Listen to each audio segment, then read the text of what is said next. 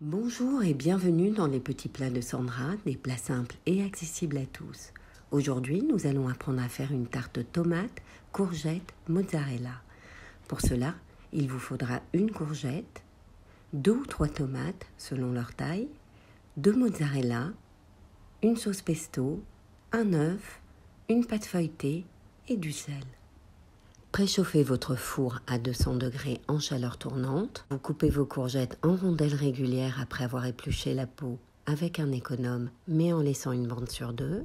Vous coupez vos tomates en rondelles régulières de la même épaisseur que vos courgettes. Vous coupez vos mozzarella en rondelles régulières de la même épaisseur également.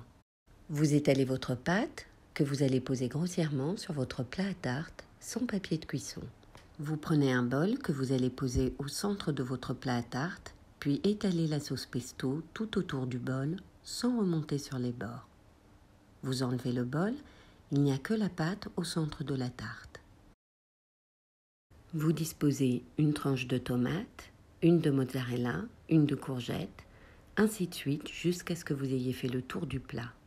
Vous pouvez rajouter ces 3 ingrédients si vous voulez resserrer un peu la garniture ou finir ceux que vous avez déjà préparés.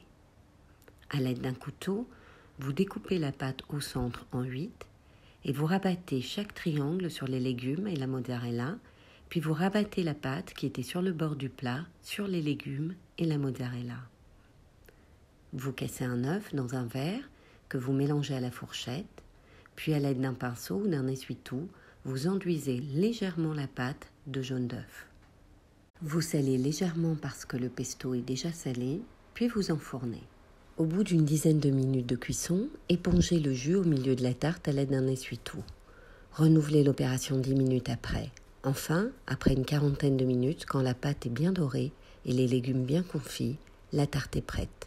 Nous adorons la déguster avec une salade. Sucrine ou romaine, c'est délicieux. À bientôt!